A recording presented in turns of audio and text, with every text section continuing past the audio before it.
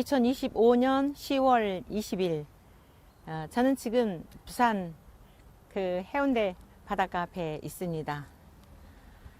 사랑과 공의뉴스 대표 박온순 목사입니다. 서울연회 노원지방 원천교회를 섬기고 있기도 하죠. 갑작스럽게 제가 오늘 이렇게 방송을 하게 된 것은 제가 중요한 인터뷰가 있어서 부산에 내려왔는데 어느 분이 저에게 10월 19일자 그러니까 아마 어제 올린 기사인 것 같습니다. 정론 타임즈에 정문 일침이라고 하는 사자성어 삐뚤어진 눈을 바로 잡아야 라는 제하의 글을 감리교 본부 기획 홍보부장이신 황기수 목사께서 올리셨더라고요. 그래서 제가 글로 답변하는 것은 이제 서울에 올라가서 조목조목 글로써 제가 답변을 드리도록 하고요. 영상을 통해서 대략적인 것 좀 말씀을 드리도록 하겠습니다. 사자성어로 저에게 정문일침이라고 하셨으니 제가 교원영색이라고 하는 이러한 사자성어로 답변을 드리겠습니다. 내용은 뭐 다 알고 계시니까 해박한 지식을 가지신 분에게 제가 뭐 설명을 하는 것 자체가 유치할 것 같아서 교원영색이라고 하는 사자성어로 답변을 드립니다. 며칠 전에 유다들의 놀이터가 된 대한감리교회라고 하는 이러한 그 제하의 글을 9월 3일 날 창간이 된 제가 발행인으로 섬기게 된 사랑과 공의 뉴스에 기사를 실었었죠. 그리고 이제 전국에 있는 목회자들에게 문자로 전송을 했습니다. 그래서 입법의회를 앞두고 이제 파장 효과가 있다가 보니까 기획 홍보부장님답게 이렇게 글을 쓰셨는데 이 황기수 기획 홍보부장님의 평가의 내용을 보면은요, 기사 작성의 구조와 기초 훈련 없이 글쓰기를 했다.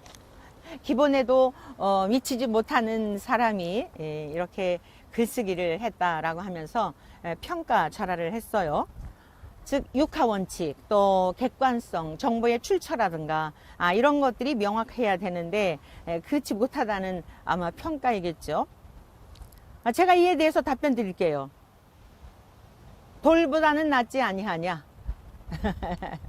돌보다는 낫지 아니하냐. 왜 또 제가 이 말씀을 드렸는지도 이해가 될 것이에요. 우리 예수님께서 말씀하신 것처럼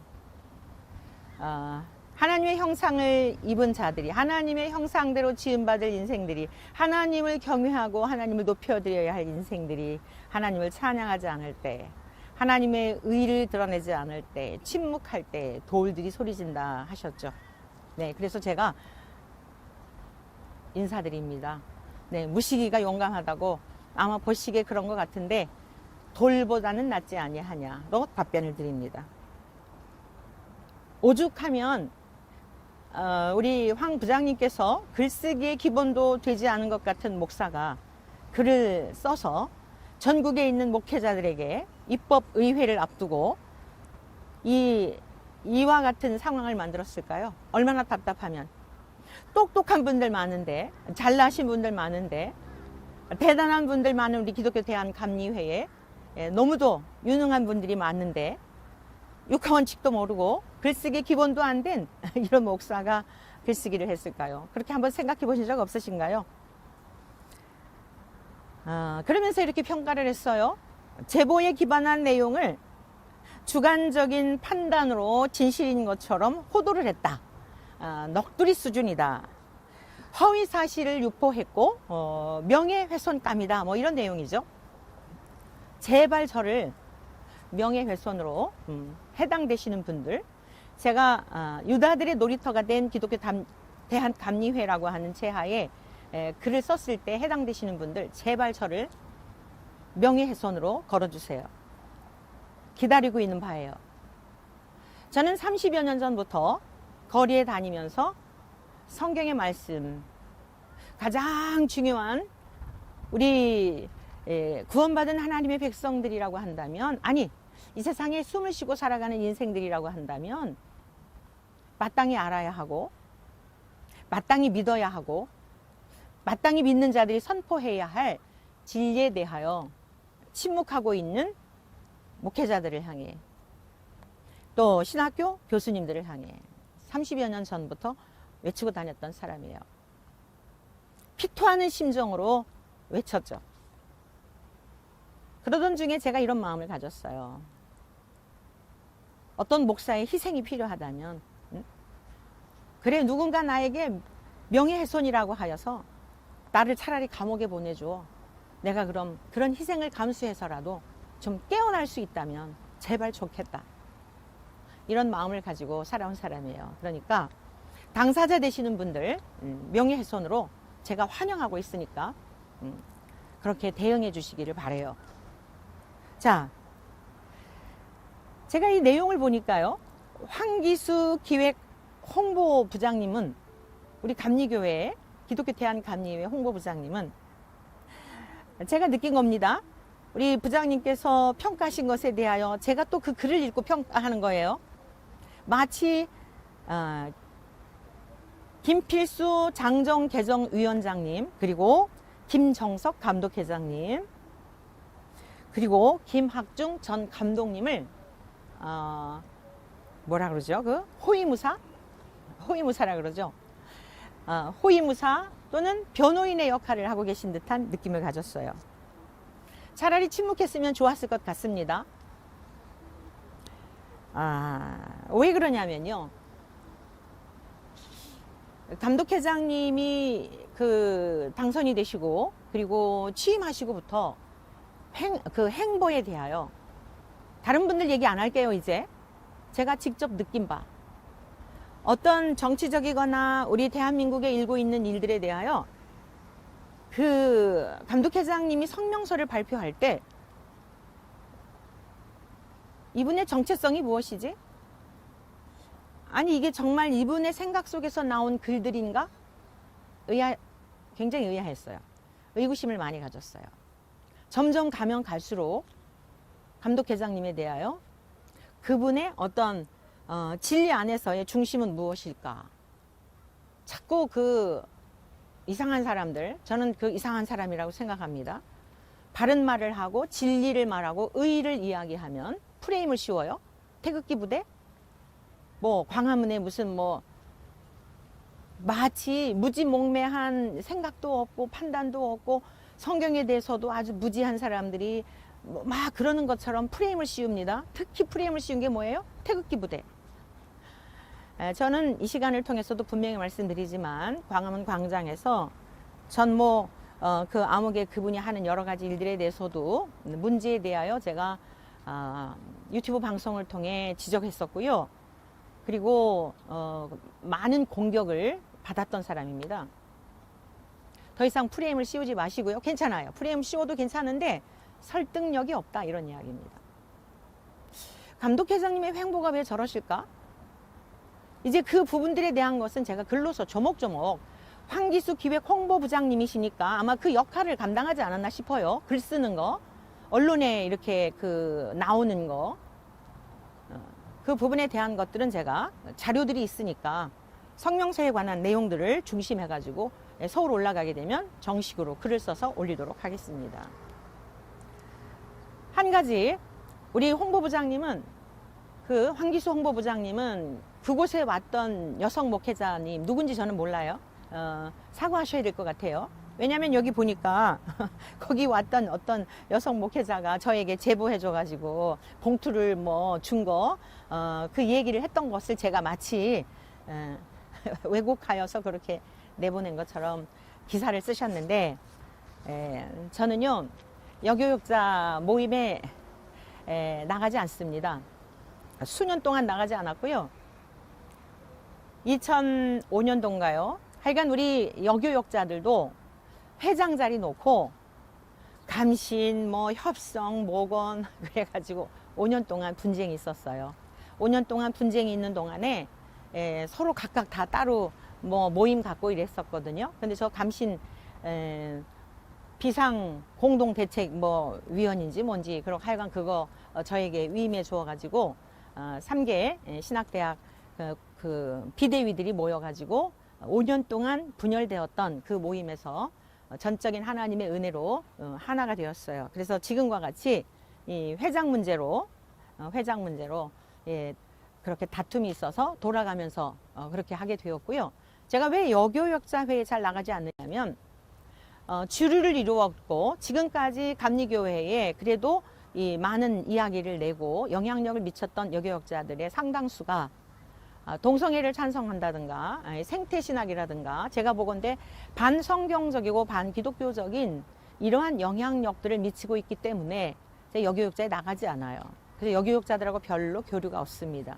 그래서 아마 어떤 지난 16일 날 그곳에 그 호텔에 참여했던 목회자가 여성 목회자가 저한테 뭐 제보한 것처럼 그렇게 글을 쓰셨는데 오신 목사님들에게 사과하세요. 아무 상관도 없고 누가 거기를 갔는지도 몰라요. 중요한 것은 직접 목격한 자들에 의한 제보에 의해서 기술했다는 거. 그리고요. 거기에 이제 감독회장님을 변호하셨더군요. 6월에서부터 10월까지 그날 그 강남에 있는 호텔에 30명에서 50명을 부른 것은 그 중에 입법의회 의원들이 있었던 건 사실이지만 감독회장 될 때에 도움을 줬던 분들을 연휴가 있었기 때문에 못 모였다가 그때 모인 거다. 그리고 이제 인사하는 그런 시간에 자연스럽게 입법의회를 앞두고 당부했던 거다. 그런 얘기 하시더라고요. 네.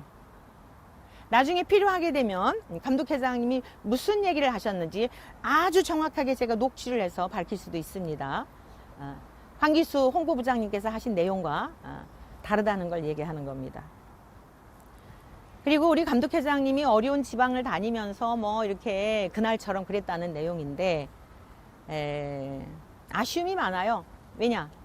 우리 감독회장님이 감독 회장 나오시기 전에 서울연예 남연예 감독하셨죠. 그때 여러 어려운 교회들에게 뭐 제가 알기로는 한 달에 100만 원씩 지원을 했다 그래요. 감독 시절에. 그리고서는 지금은 이제 지방에서 부담을 하도록 그렇게 한 것으로 제가 전해 들었거든요.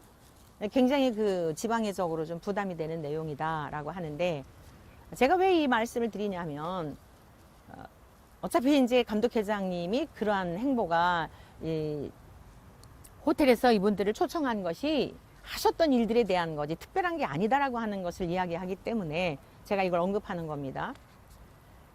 감독회장님 출마하시기 전에 응급비에 대한 것도 상당한 많은 목회자들이나 평신도 대표들에게 호응을 얻은 부분이라고 생각해요. 그게 무엇이었느냐? 광림교회에서 응급비 100만 원 뭐 이렇게 지원할 수 있도록 아마 인당 100만 원이라는 거겠죠.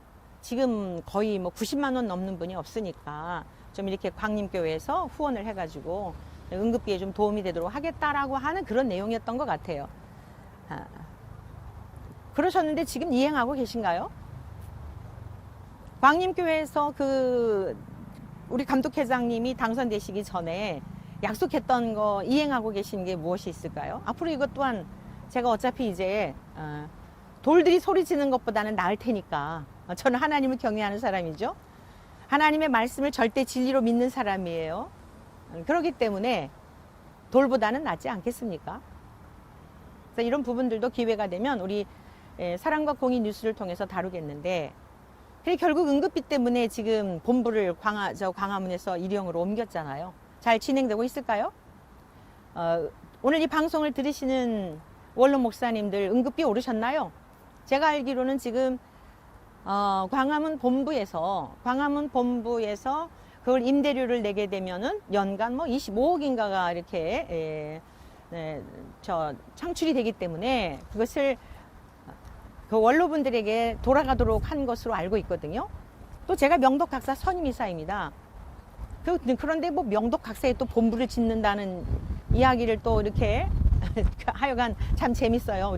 우리 지금 돌아가는 것이. 제가 왜 이 말씀을 드리죠? 자꾸 이야기를 하면 할수록이요. 지금은 말이 중요한 게 아니라 행함이 중요한 겁니다. 약속했던 거 지키시지도 않고 옆에서 자꾸 이렇게 뭐 옹호하고 두둔해 준다고 해서 지금 무엇인가가 회복이 되고 할 그런 게 아니에요. 약속하신 대로 지키고 진실하게 정말 공의롭게 행하시면 무슨 이런 방송을 왜 합니까? 제가 방송을 이 상상도 하지 못했던 이 언론사를 차릴 이유가 무엇이 있었겠습니까? 오죽하면 우리 그 황기수 목사님께서 이렇게 폄훼하는 평가절하하는 이런 언론사를 차렸겠어요. 그러니까 지금은 자꾸 변명하고 두둔하고 옹호하는 그것 가지고는 해결이 되질 않아요. 점점 더 문제만 확산될 뿐입니다. 더 누추해지고 더 드러날 뿐이에요. 아무튼 급하게 제가 이곳에서 이 방송을 하게 된 것은 이제 글을 통해서 다시 답변을 드려야죠. 말씀하셨으니까 답변을 드리도록 하고요.